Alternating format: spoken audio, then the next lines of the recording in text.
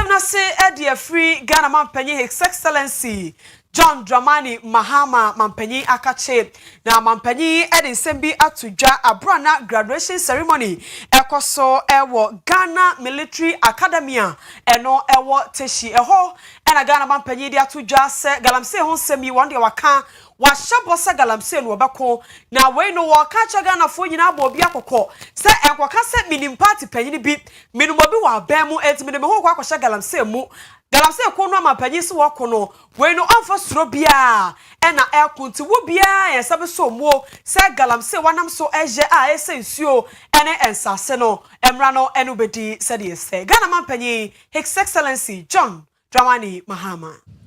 As we celebrate today, we remain mindful of conflicts in Boko, Biniyiri, Nkwanta, and other places. Forests and river bodies have been declared security zones. Permanent military bases have been established, and offenders have been arrested and are being prosecuted. Rivers such as the Pra, Ankobra, and Ofin are gradually recovering. Let me be clear. Illegal mining will continue to be confronted decisively and without fear or favor. But this fight requires national unity. It is a moral, civic, and generational duty. And I call on all Ghanaians to stand together to restore and protect our land. Ghana Mampenyi wiye wamananso hwa we no say entokwasam ne asumdwe no asese eni boko Binyiri Nkwanta ene ne mpatamu no ni nyina so yade ha ban ne pa okoso ye na afamu de se de be ya asumdwe mapanso ebekoso oboko ene ne mpatamu. As we celebrate today, we remain mindful of conflicts in Boko, Biniyiri. As we celebrate today, we remain mindful of conflicts in Boko, Biniyiri, Nkwanta, and other places which have disrupted lives and livelihoods. The government has increased security presence, facilitated mediation among traditional leaders and stakeholders, also provided humanitarian assistance, and initiated long-term development interventions to address the root causes. To our soon-to-be commissioned officers, your duty extends beyond combat readiness. You are guardians of peace, justice, and national unity. Serve with courage, humility, and professionalism. Eni ayeti ye Ghana Mampenyi His Excellency John Dramani Mahama eni atesa wori atodwa se waso boko ne potamu bambo honsemu wo majirimu a bibia kwaso kama ewo ho na no matran konwa wo ho so sre wo mo ada omo so enfo no ntombi na sojwe honsem enkoso entra boko eni ne potamu. Ghana Mampenyi abede chire Professor Nana Jane Opoku Achiman and what the other said, dear, Ato Abibima Toye Amaya Canifo animu se Abrevia Wanumbeshi, Wajin Bambon Sen Sem Honane Kamiako say, Adane Casatenten, what you say, Ebre as say, what's a Cassan one 8 me 8 trust said and penny forecast Sabio, Oduano, Edo, and Mira Ebi and Mono, Sababepe and a tear and Untino, and what's a Cassan one 2 trust and 2 and a monpa, and no ebitimi abwas beya. One bet me actually and call for a sabe, where before one motor amaho was reno, bet me a 2 1 muso sacra. Nana Wakasa Wabra joint ministerial meeting, a course and no akani for any akukudamwa. One more a free a bibrimatoya amahudumu and a one beshiamua, not watching a bibrimatoya minor. One bambo and sensem ehon, and on the watch say, Enipa one a d a rukasam aditia amahodua. Potoka say from say terrorists na I dare say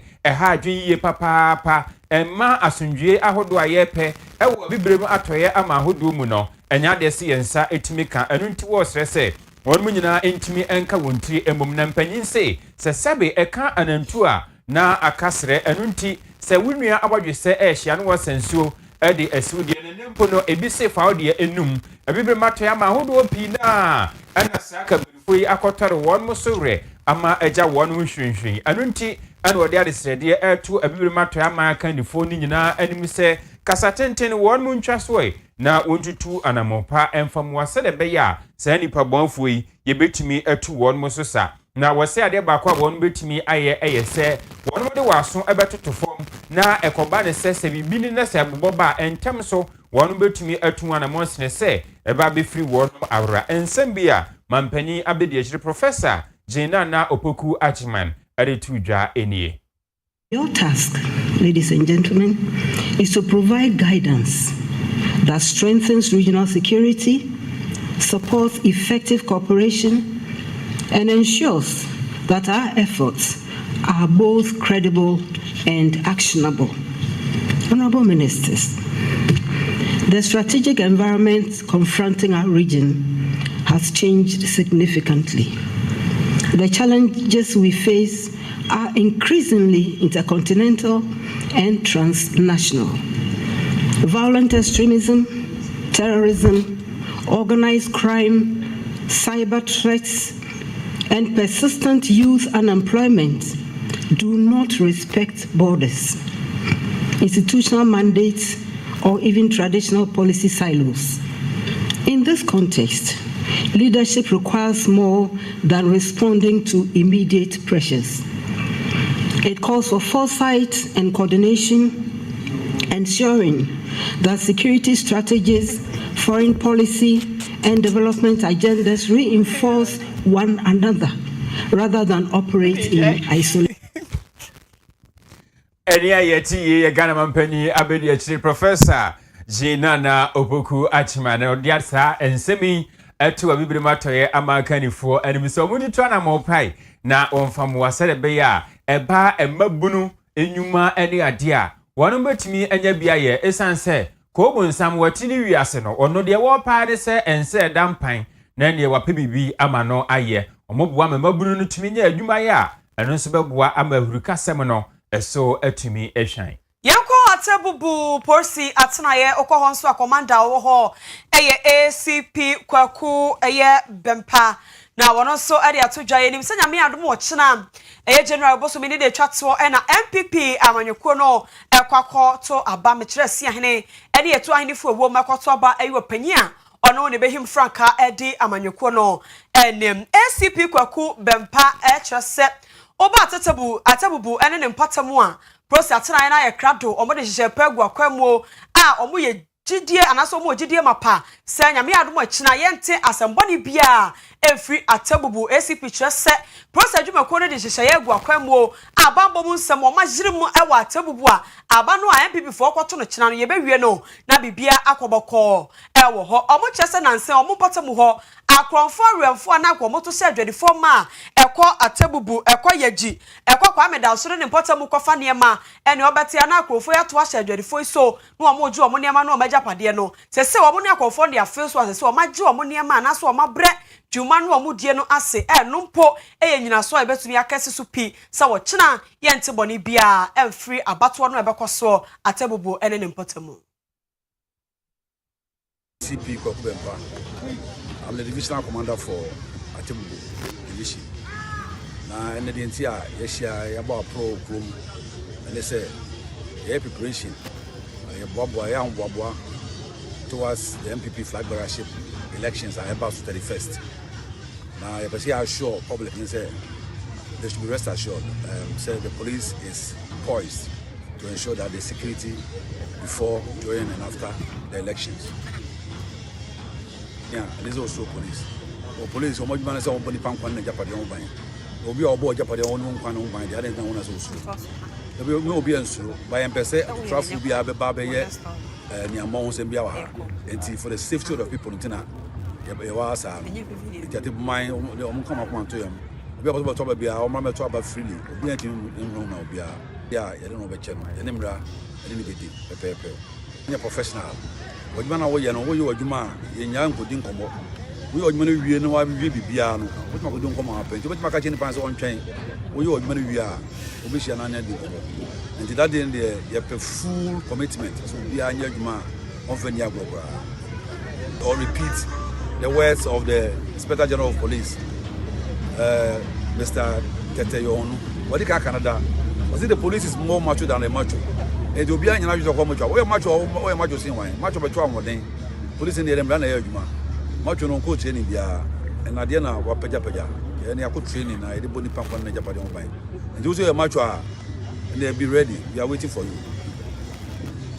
But to by start to deploy by 6. But before then, we're now one more, you know, ballot boys, they can't deploy more than that. By quarter 6, you know, you are ready. I train my use in the Nemanaba. Who Bempa, Divisional Commander,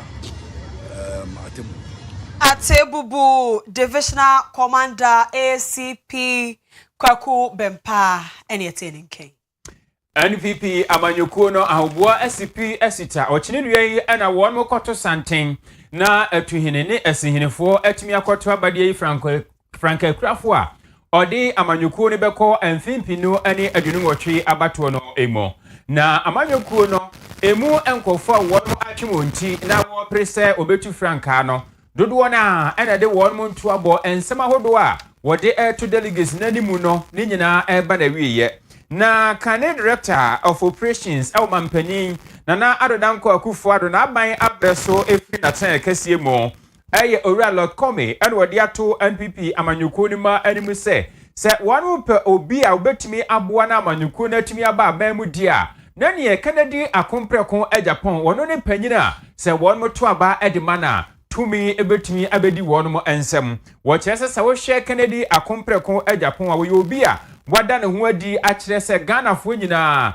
agini tum no woni tumi nso ehye ne nsa betumi aboa no abesiesie oman no na wo kyeremu a wose NPP amanyukuo no maso ansuo ana maso a ensa ensu no mahu se de emuduro sitie ena ensa no nso munim se de emuduro esitie enu nti no ene se mo po obi a obetumi akura Franka de amawo na tumi aye won mo dia e won fimpinu ni aduonu wotwe abato mu dia na ne Kennedy ohene Japan ana wase won mu nyina etimi edema no wode sansemi tudwa wabra enipa be se apem ene aduasan kono woto pono edema won na wato din se dokono party enti party ne de ekoso pa ema wokopie party na se ase de dokono si dia himani enchinam ne ade de omanfo wibi papa eno achi no delegates ne meye no ana wode to won manim se no kwasemni se owo bi a obetu Franka ade ama wo na nya Franka Kurafo keke asanso age tumi ade ama wonom ewo emfimpino ene aduonu wotwe abato ni mu dia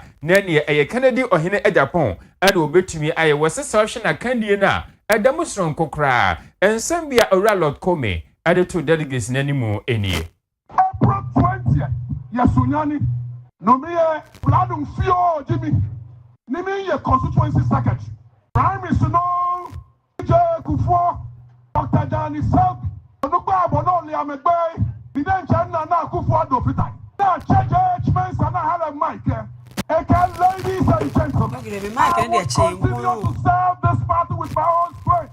We want power. We want power. We want power. Yemo wuluni nina ka yemo ji eni washi ya washi pamone ya power ko win mo 2028 lele besani bo denche okwo ye try ka be okwo ni de jino ko beku okwo se ko hie no nyo bios bini no oni hie akele hie kede ba du water men ko ma gbe ni water ye se ni wo je wo hie ni wo ka kombo ni wo mbo party koko on tower power one tower power one power ni you on the fang ba kumi ni kawo e da ke wonyen wo your position ko ablo kuma south bi nya boato dogba inka yomo onu fe komomo kobana kakobo hana share one power regional secretary of Atoye Kenya one power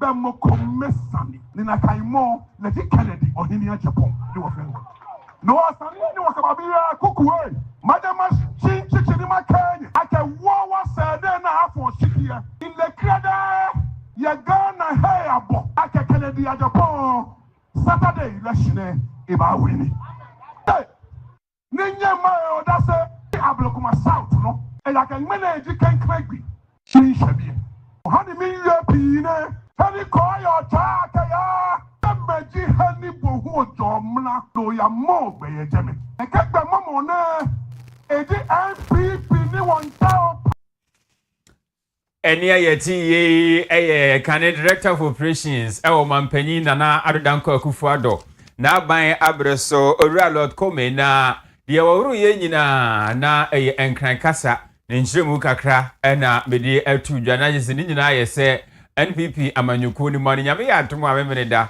ɛyɛ ɔkyene deɛ ɔmo ntraba ɛmfama Kennedy ɔhene Japan sɛ de bɛyɛ tumi ebetumi abedi wɔn mu nsɛm wɔn fimpino ɛne aduonu nwɔtwe abatoɔ ni mu Jabi Rural Bank say yɛnka kyerɛ yɛtiefo panyina sɛ wadwuma no a woyɛ no wo pesika ɛde ahyɛ mu pagyetre ɛbɛboa wo asɔ wadwuma no sene a ɛyɛ Jabi Rural Bank ɛhɔ ɛna wɔsɔ wo kɔ asɛm de ne sɛ ɔmo no wokɔ hɔ a besia no ɔmo de ma wo a no collateral and afa interest na da so no ensi ho no so ketua bi fianga bi ɛna wo betua na ɛsɛ we no nya koto bekuma we ye koto be ye fie ye wo kwa kɔgye aboa ama wo so adwuma no emu apagya wose yanka kyerɛ sɛ ɔmo wɔ asempa loan sa loan no sɛ dem di ka kyerɛ wo no adwuma bi a wo ye bia wo pesika de ahyɛ mu bia titiriw ɛno ɔmo to spare parts ntade ɛno ɔmo kra nneɛma efira brokyire ba wholesale fo nyina wo kɔ Jabi Rural Bank na mo kɔgye asempa loan ni bi na moa ema madwuma no emu entre oba palo ne de ye manko special ene de emo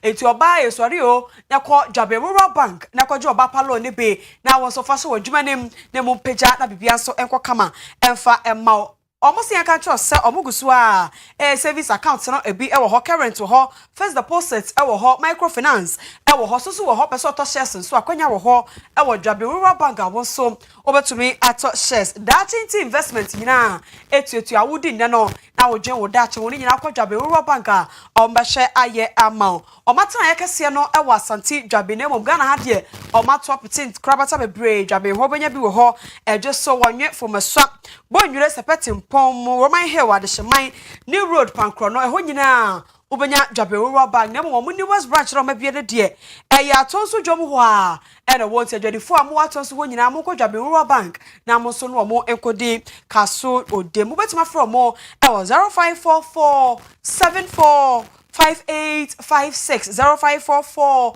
74 5856 and that's 0271 464 327 and that's 0260 970 407 Jabi Rural Bank. We are the best. Seacops Connect Limited. And so you can trust say wa kwancho ho sam no a eno wa ma connection man for ade usika no ma kache eno betumi aboa so peso kwa abroche ko ho ani ade so ukosua de anase adwuma sa no adwuma fo titiriw adwuma bebre piemu e wa abroche Seacops yen kan trust bra na won fa won ko na won so ekoye bi so we driver we concrete we mesi ni forklift operator we truck driver sa no adwuma bia we bia for Seacops Connect Limited na won mo e fa won ko abroche na won so koye adwuma enya no ko am so amonya sa no adwuma no mo de e wo ho general nurses afa midwives mental health nurses pharmacists any home care jobs nyina e wo ho Seacops Connect e do ko amano ne a won so benya bi na waje afa won so ye bar attendant and also ye waitress hotel service attendant clean and laundry work so na aya de wo ma de nyina Seacops Connect esebra na won fa wo enko Europe Asia North America US ne Canada and South America ne babia wo peso do ko bia Seacops Connect Limited so do be ko na de daily service ane bansa na watu ya usika from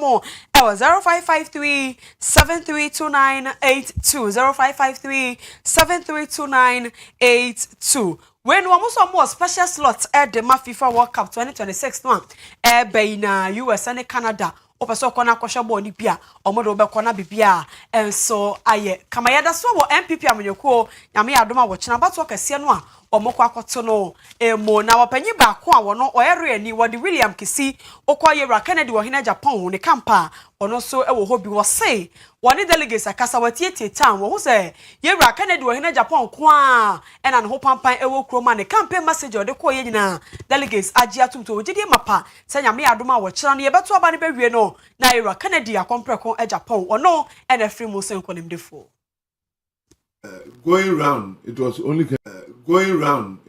Kennedy no message ohia oba okura kube okura body stem any other natural things in Yamika chain and all chile delegates say memma and fragment could be president na ma transform kube was it could be a near very 30 a bro the young one the year we and yet traditional with our system. Yes, no, there being factories now obianya biaye, and so it's a message that is not common.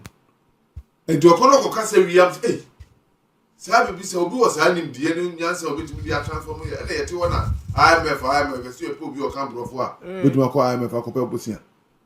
And so they always agree with him. And na ama the dinner ashata baby they toss me in our body politics if you say politicians in Kano. And the people find or see in Ken a man who speaks the truth. And then the principles, you know, so say the indisciplinary doors, and some of them can for swimming. Let us say a leader. We should look for a leader who would discipline people, his appointees, because that perception is out there, and they find that in Canada, Japan. Most importantly, he's somebody in his private life who are creating several employments. I adore you, baby. And tonight, baby, I'm gonna do your biggest challenge in employment. Tiokaso, me have over 7,000 workers. Do the Ghana mamia, not the Ghana resource mamia. Mem multiply the by a million. People will believe him, and so everybody is yearning for Canada, Japan. So Canada, Japan bar, and near my view of her. Yeah, Bob Ryan, who's so I pass. Only quite recently, they call Abamu. They could $1 energy and some near to NDC buy or one stabilize the dollar. It raised a big question mark. What happened? Who was behind it? I didn't think anything. And if we are bringing another leader now we are related to Sani Mana, do you think that people will vote for us? The most important thing I say, you catch a delegates, he said. Lawyer William Kisi Okoye Kennedy wa Japan. The campaign mo your penyo di makotini pa. Eni etini ken wachi na oko Dr. Bawumia ono so the campaign mo penyi ba ko ono so edumakotini ye honorable Maxwell Kofi Juma ono so etrese Dr. Alhaji Mamudu Bawumia ono anu openyi a owo experience no se MPP esi ahene eni eto ahene for to obane mana odo omo ebeko abengwa no so. Who you are. So you can say papa we bibi awaye impact on your life. Nobody oko form where the history of this country is written. He will be mentioned not in asterisk so, but a whole paragraph will be devoted to the impact of a vice president called Bawumia on Ghanaian lives. It be insane. To say, "But we were a bank charge. We were a bank charge." Now he said, "Me, let's just say me first go to bank you. You have a key to to bank. And so uncle bank. Me were a banking floor. I can tell you, say it's more than 4 years. Maybe be me. Maybe be me on my phone so. So be kaya. Me work. Me okay. Me try. Kumasi ID card. Yeah. Obi a few me. I mentioned it to President Kufuor. President Kufuor said a good idea. Let us introduce it into Ghana. President Kufuor try. Ever seen Koya Obi antimi anye. Emma NDC buy. Almost about Bebroso Obi antimi anye. They buy and pow. They them. Be out in Ghana. That card no yeah no. And yes, Obi a be no or here's why you. The whole Africa will be any be. America for Afro Musia. America, the mighty America. Afro Musia. Canada, UK. Ubia, in fact, Yama a binum deadline say, Munya Sadi Nubi. A baby I never found the echo. And this is here, a car wire day. So, Kaya, on the tail end of a Kufuor time, no, that papa the buses, electric buses. I almost actually say, yeah. No, guys, who cheer about one, baby, I do beko. Because it's super true. And I'm a Daroma, who free so. Say, Mommy and Tranquil for you, some year. And then they not Ghana for Mobri. Honorable Maxwell Kofi Juma Oko Dr. Alhaji Mamudu Bawumia ne campaign ma oyopanya wo mo ne ete se wono nso ede nsemi atojan komo nyina koso abra na oman hene awadu bo achi atena se fie ha ya na pai ewo adechie dwumadie eso.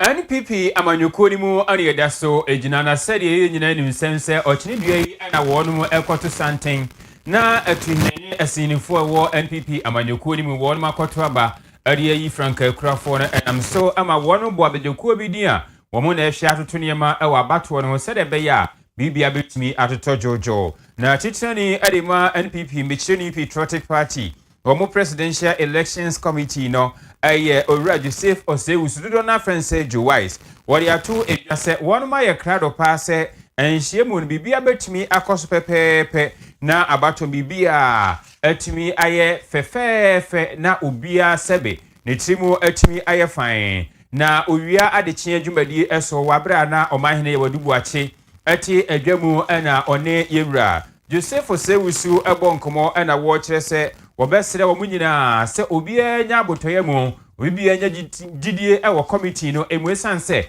enhye pa bia wo se wo no hwe eyese abato no bibia be french mama ntiase atimi aye adwuma no wo mo atimi aye na wose obibia woko akoto abani bia na se wo gyinamu no wo mo e wo ho kwan se wo betimi afa agents ahodo a wode wani kurotwa wi se sabe mfredu asan wo hwene esantemo ebedi abato no achi anunti candidates ahodo be senum no obia ebenya ne agent e wo bia bia won mo eto abana atimi aboa amantiase atimi aye adwuma e wo msese enhye ne ahoboni nyina aye krado a bewese abato bibia ebetumi atodin ne nkyerkyeremu a ode ma ye binie so me ka so ye de fambo mu no nyina so to No correct. nti any good also they will go the platform in Bakwa. Mention media, they coach media, the boy money of platform. Okay. And all I know they don't talk about. Malot not be true. Yeah, Kosak. Most of the only people go by, what to travel to. You know, no, they are back. I tell aha. Ugi kataka sabi and chase. Because of what no man did come on my foot to just say, yeah, the answer to the no more money. I give me a back. To make us say, I started none as good as known to a make quota deal. My report in India, you be Bano. I had to break. Yeah, never mind the problem. I could be to the about depending on the other verification process. It goes to the main electoral commission also begging for more. The campaign and begging to reach the day we have a plan. Also, actually, nothing. The may have more. We are the view. You know, we are necessary from 3 to 3. And we are printing in our motor. The printer region, they are near some woman in our movie. Actually, no, said that the said on the staff. Okay. Now, the person. Yeah, for the next region. Yes, you can not go out with them upon a staff. May I see department for me, just and north, or my little boy to my car. Okay.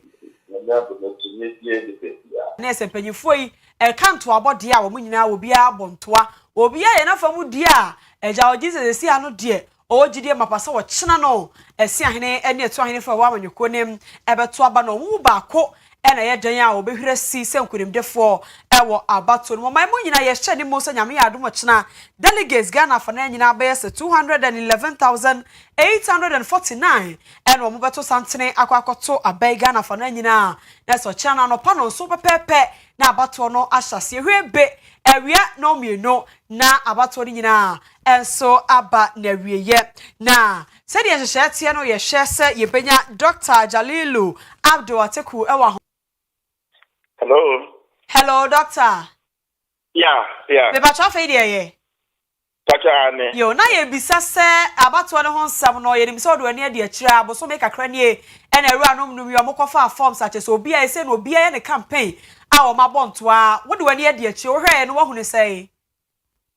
Yo me da say tia achiepo nyina I think mechanism I think over the past 5 months or so almost hitting the ground to size almost grassroots the interaction say into about a mom and I say yamia doma ochina and on meto abano and ya mechanism so far, I think that in terms of the electoral committee, Bibia are ready for the election.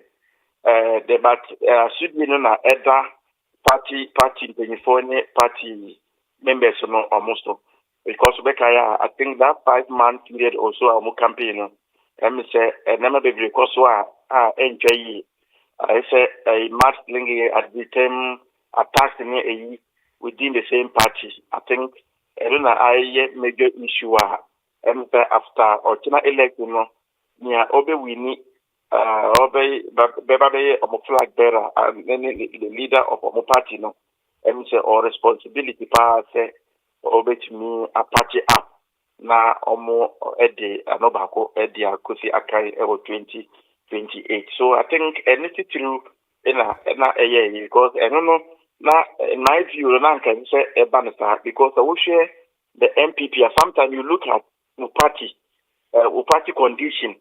Na never be or na you manage in a way say MSID BI mamu because who study the MPP study party to know who should the MPP over the period just after 2016 election which means differences about party no thing no affect you because party are winning 169 each.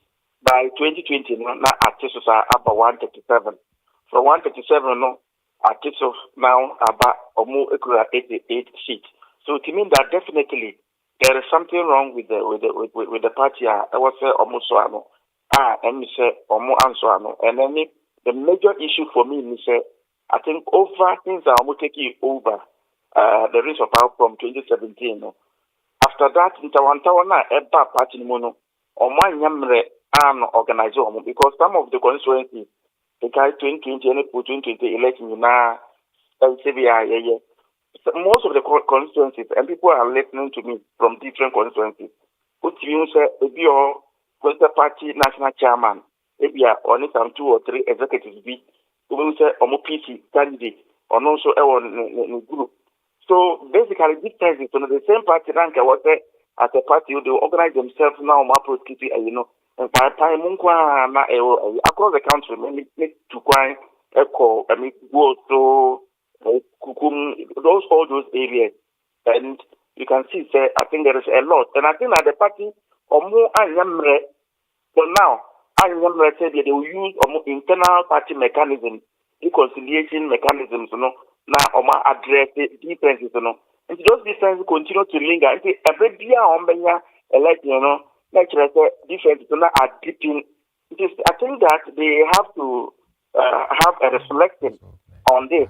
Questioning say, and then a manner a party, I mean, in terms of parliamentary, I need now presidential vote so to this level, so that they will be able to do that. We need election, I think that our responsibility pass reach out to the other people now, so that they will be able to prosecute the election as one unit rather than the differences now within the party. Okay, Doc, also see a more ujiri section about Sony, we are not why and I do couldn't. Oh, I mean, as a person, man, any state be a making a dinner for a by window.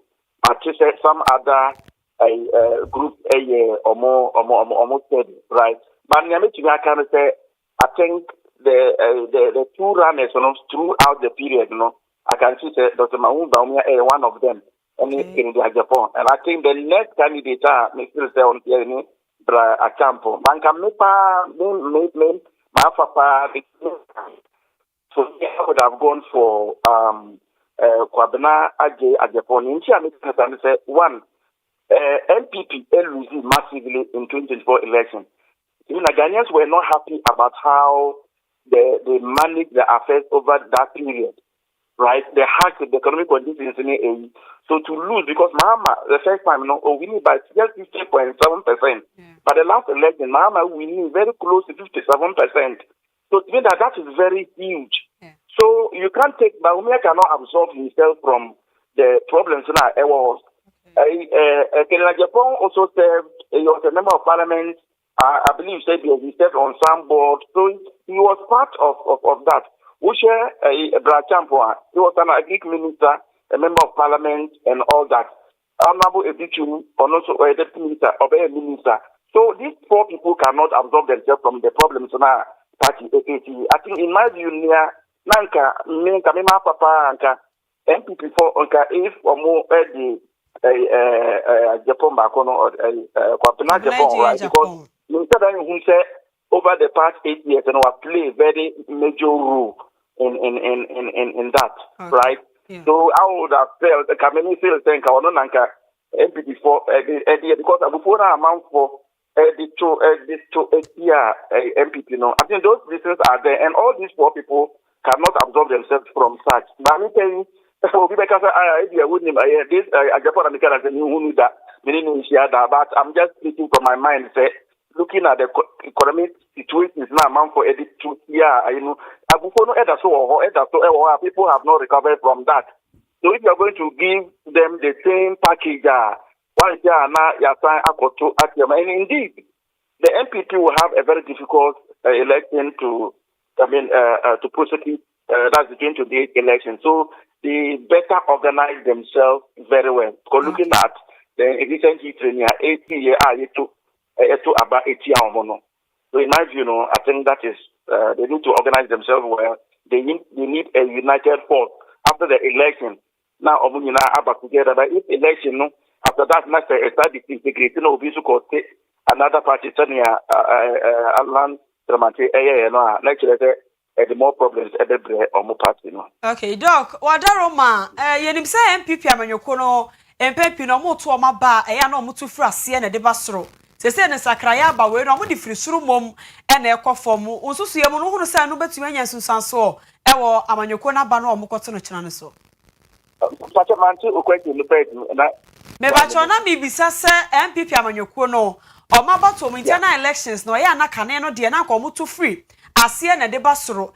Nanso we no de o ma dan no we firi suru mom na e ba fo me no betumi anya sunsanso bi e wo kina bato ne so. Oh, and I think it will have me from the onset. Now, make a tenka and to executive position, right? Munya party structure noir. All right, then you organize yourself, and then you have a party structure. I say it's a pillar, no? Yeah. Right. So you are able to build the structure of the party. Now, supporting candidate now or better, right? But I think that, and also I can be now, I'm a difference is my difference because it's like some people want to retain almost it. So okay, let's have the presidential now you're supporting them. So the moment we say party executives, yes, I think it's indicated say they want a particular candidate to win now, and no, in a manner party no class no editing because it's like there may not be fairness in a certain age. So, definitely, the fact that our master, is going to be a major factor in it. And if, that particular candidate now, it be executive, because the hope is that it will go ahead to have some impact on more elections. So tomorrow, I think, at the end of the day, we'll see what will happen tomorrow. Yo, but, certainly, it will have some impact. Yo, yeja wa ma wakono efuto ben na ode bema onipa wo kina yakoto aba na obedi nkuni mefa enkabo mu ho nsem ho. Yeah, I think at every point in time, one thing is that then also who say the same MPP, right? It's the same political party. Okay, and then political MPP any abaimono. Every person who is a member of that party is not in government, right? Yeah. So if you want your party to come into government, then you need to move up. So from the constituencies, across board, the piano, I was organize you just go and cast your vote. Now, at the end of the day, do not accountable to know. Electoral violence, because those things happen if they happen within the same party. Next, let's say, at the end of the day, we can't be able to will be a wedding, maybe I didn't attend and how are you going to look into the face of that person and say, let us be let us come together and go and proceed. Unity, here, Emma, so from the base, top in I think it's very critical for them to be able to organize themselves. And to Quantoka Kuka, and at the end, no, NCDBM, so the near to me, Abu say at the end, no, be obey with Nidiano, no, almost support, a tap with the na omunko enko eni. Yo, doc, ye nim say nipa num na yakoto aba no yakoto omoso aba. Eye dan a wo ba ko ne bedi ukunim. Enan no aka no a entwo de beba na so mbewe no wada amato omofo na so omunkranso nkran maye. Well, if I got your question right, the other four, no, I mean, they should take it as say, and can me and I can to Amamia. I will expect the other four, no, or more the Babel supporting me. And you say on your Obe Luzibiano, President Kupo, it's better to be a messenger in your own effect, a messenger in your own party. I will party be Luzi. Now, so I think they should take that seriously. All right. There will always be an opportunity for you another time. All right. Okay. Because I mean, we like whether you like an MPP or no matter what the situation is. So far, we have established a duopoly. Okay. MPP, NDP, MPP, NDP. The amount for if people are not sure this about the NDP. The next big 10 party will move feel a bit organizer or more to take a power in the MPP. So it is important that at the end of the day, the who lose let your support, your amplitude support in your winning, right? So the same way Nantawuna winning, we expect to say party Ubia Ubeto and start Ubia paying wow. Now so they should look at that because who lose it and I mean, there will be opportunity for you to contest again. Put to the other four candidates, Doc, Owia Kaseɛ bo Owia yare wasese bo wapono mo je yeso. Dr. Jalilu Abdul Ateku woko University of Ghana Legona oya political scientist ewo ho ene no ekobo nkoboy. We dey watu omofo pa say omo de ye adwuma beboa. Yo, na obam we. Osofu bi a wo krom ha, o wa asante mantamu ha ya. Wo ye evangelist mpo a. Ye hu se video bi ne nam a, wo sofu e wo kan chidi nyame nso ka ho a. Wo de bro delegates enua. Asam wo ka nyina ne se bu bi a wo ye delegate anyame adom a wo chena abato ne nti. Obekwa kwaji teku anasa sempoa. Se wo kwoto aba no ama ewura num bia. Eno memra also yakoni egotie. So MPP and edi kan me Ghana ni menye politics ba me Kenya me adwene ebradu say MPP eko election na yeyi flag barrier ema oman no wo ye delegate wo great na so delegate na wo ye no say oma wa adwene bu fo wa bra sika bia wo genti na wo kwa boto aba na de wunim say amfato man nso de wache enti na beto ama de ni kwase oto mana anano mo nsamanfo ahonhom amuwo ewiase omu ya honhom papa na omo mpese on beche ye na nanom bi de omoja epreji o man ni si ho se de be ya ka nyina ho beto ye num binum a odempa we etirimu a ye ntimi fa kwambone so nyan ho no na mo amode kwambone se mo pam ho nti no bagi sika ayi ni papa enipa omboa oman ne se ombra no ananom nsamanfo nto nsamfro radie obi beka se oso evangelist no gina sie saade we anano Yesu Kristo ko fe Elia honhom ne Moses honhom de ntia de na opese wa achieve ntia edi me kan we se oman ni ye yo nti na me gina sie ye frɛ nananom nsamanfo se wa adwene bu fo a nananom mfrɛ na bio onyankopɔn so ɔde ne Evangelist Osei Wusu ene etesa wono so echese Ghana fo ho dronti ena mane na masie ya obrunue Abusia yeko ahomaso na ye ne captain retired John Kwame Jabari wono ana oba Asante Mantemua oye regional security coordinator abonkomo na ni nyina yese nansa mu tu na mo bi sebe ya adobafo bi a won mo gigi sentiade a eboro so no obetumi ama emra ane wonum adi opani mai yo yeda se papa nyam yadu ye ho ye na wonso yo yeda se yeni nkomo ye nya ne tie se enra mo sanso etu anamon enam so ma drobafo be se adununum ni akire motumi akire wonum a mo hwe se emra ane wonum ebedi edi kan bone ba na wonum adie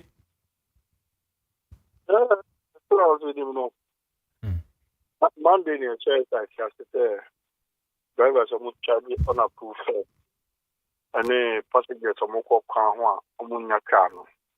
Master's kit was here, near Boa, they make us hard now. Your church after Monday. Monday, they make all so full like this and taxes.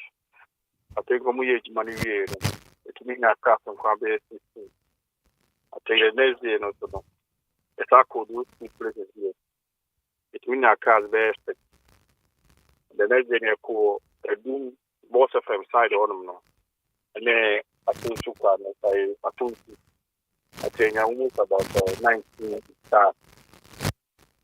And I'm dropped at 12, and drop back to the main number of the year with the trouble. Now we are a Boama traffic and another party is in your car.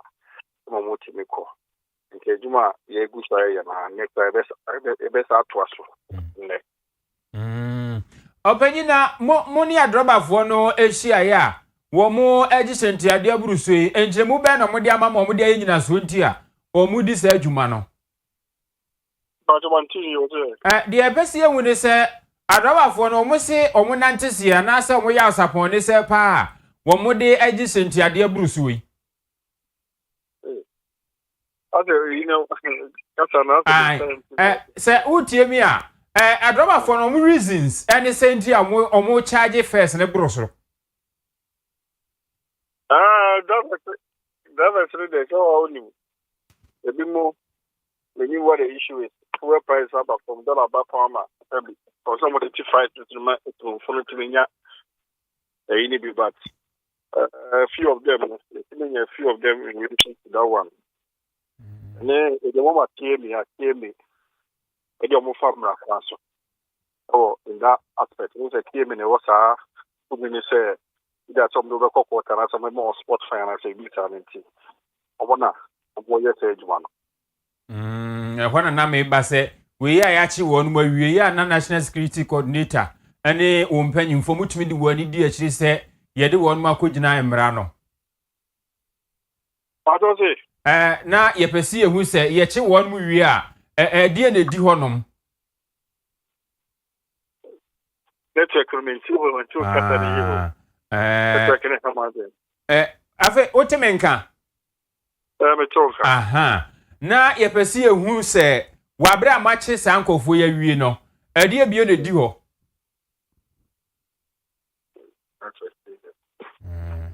I was say, Openino, Yanine Casano. One shed anti and kaye enti sabre de wacheche mu se omuwi amuja wonu mo ede eheke me for ensa na we akwa akoba ne se omochi sa drobafo yin so no na a passenger fo nso ekoba ne se ase wonu mo che e wo kwan ho nti yenya ne biwa ne yabisa ne se omo nso ya nhie bi a wode bewe se a passenger fo a wonu eko efi nso ene wo mo ebekrum betumi anya bi ede akwa na Nipa no wohwe na obache ne de ne obepake ne car. Car ne so opake a wo so nya wo sales. Sure. Enti no ene ye boa ye na ye nso ye moa wo. Wo fa na waje boa na e wo sa wo je no. Na etumi akwaba na. Na de ekoso ne se te se bia ba bia wo kon hon. Ye betumi afa wo prekope na nka watua shintiade na so lorry fe na nke de wakusi. Ndi se so full liar. Betumi apaya se Santas runabout ha no wofa na o pai runabout ha anti wote ka kuro na mu udu runabout ha na wa pai kwada so estate na eno no ka kuro na awu a wutimu no wode wakọ akudu uduru ho wi a na wapae so full line na che say dey wo kan say on pae no so full line 20 ya che no dabi ene me na me de me car me ko run about anti o passenger na ya fa wo no so ye key so peso so on ka so do ko abom age watwa me ne bo ye bubu nu kokon ketenkete na de wakuduru abi a wo pesa wo ko ya for Japan rural bank and we wa so ya sena Owia Kaseɛ boy ya de abrawo sika sam ho tutu bia anasa how bia besia na wo pɛ ansi hu ye kuma bi dia hye wadwuma mu a Japan rural bank akache ena wo kɔ amanabo of sa kwan so batampa na so ba palo no enso ma de package no kama de so ma wo mo edu omu dwa enso asene ena afa enso so omo wo enema bebra hodo a wo mo ye service account ho current ho face deposit wo ho so wo ho da chintin so wo ho to fa hodom Japan rural bank ye krabata ne do so na emom se sia de atoso market ho ene ye be new branch wo ho ena afa high school junction wo ko Japan ye ho ye wo just ye wo wie wo fumesa ye wo bon nwere sepetin pom Roman Hill ene afa pankro no ene miamia bebre frɛ yen 0544 745 856 and that's 0271 464327 and 0260 970 407. Japan Rural Bank, we are the best. Secops connecting so sabra. Now for kwama no ne nsa no dwuma ne kura wo na ha no ware so na hu no a wo de kwa brochira ubedi sika bebre enche na ye fra oboga wo so de no o ye nurse ni anasa midwife epomuni fa wo ho so de onum ye bia ye do bakọ amonya dwuma a ye waitresses and waiters bartenders hotel adwuma ye fo nyina amososo mo kwa mo benya adwuma ne be na wa ye Europe na apeso ko Asia North America US and Canada South America ne ba bia bese du ko bia Secops Connect Limited ese wodo ebeko FIFA World Cup na eba so afi so special slot e wo ho free Secops a obeboa na wo so akọhye ball ni bi wo numbers no 0553 732982 0553 732982 ye jira we so na nsema hodo a esa kan fi ha se Owia Kaseɛ bo awie ye de asimu na se ye de ma ye newsroom adwuma ifo nyina kuku ajando ewo ho na face obapa somwa enso ewo ho MCR ya Grace ene eye na ya ne simo mu nyina ewo ho aye samufo panyin so eye yera asante yebo a wona son Kaseɛ boy so e de soma yen yan de ebe somo awia breye enuanum awia yi ye gebre e de somi ebre wo eye me adwoa nyako abron mamene nana Kwame Achiman Opambo